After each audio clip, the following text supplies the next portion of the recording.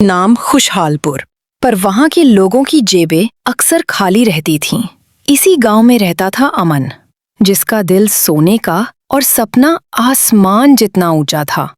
अमन के पिता कई साल पहले गुजर गए थे। उसकी दुनिया उसकी माँ के ममता भरे आंचल में सिमटी हुई थी और अमन ही उसकी माँ का इकलौता सहारा था। उसका एक ही सपना था कि एक ऐसी बिरयानी बनाए कि लोग सालों तक याद रखें। माँ, आज फिर नमक मिर्च वाली सूखी रोटी।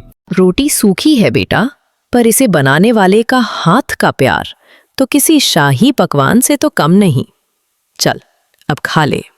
देखना माँ, मैं एक दिन ऐसा बिरयानी बनाऊंगा कि पूरा गांव कहेगा ये तो इस गांव का उस्ताद है। तू तो दाल उबालते उबालते कढ़ाई जला देता है।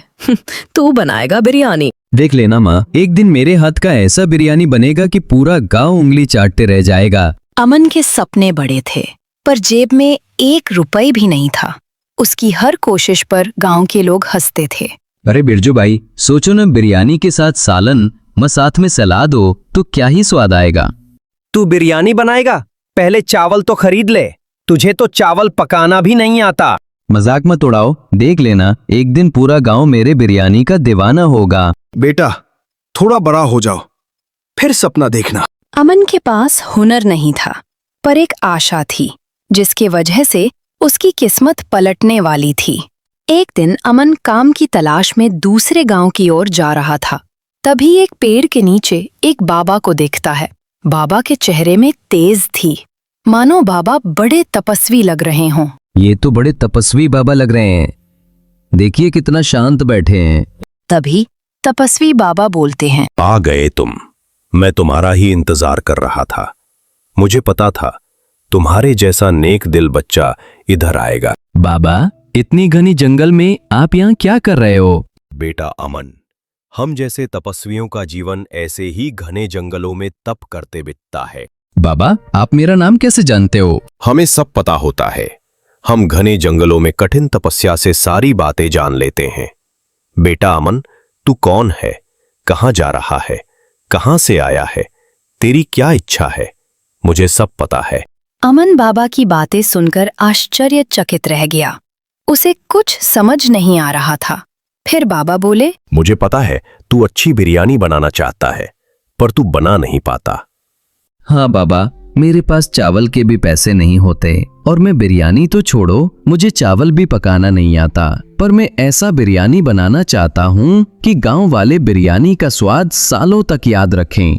मेरे पास तुम्हारी समस्या का हल है, पर मेरी एक शर्त है। बोलिए बाबा, मैं हर शर्त मानने को तैयार हूँ। ये लो जादुई मसाला, इसे मैंने अपने तप से हासिल की है। इसे बिरयानी में डाल, ये मसाला बिरयानी को अत्यंत स्वादिष्ट बना देगा। पर ध्यान रहे, बिरयानी को सिर्फ 10 रुपए पर ही बेचना और बूढ़े और गरीब को फ्री में बिरयानी खिला देना। अगर ऐसा नहीं किया तो जादुई मसाला गायब हो जाएगा। अमन के हाथों में जादुई मसाला था, मानो अमन की सारी इच्छा पूरी होनी ही वाली थी। अमन मसाला लिए घर की ओर लौट ही रहा था। माँ भी घर पर अमन का इंतजार कर रही थी। अरे बेटा, तू इतनी जल्दी कैसे आ गया?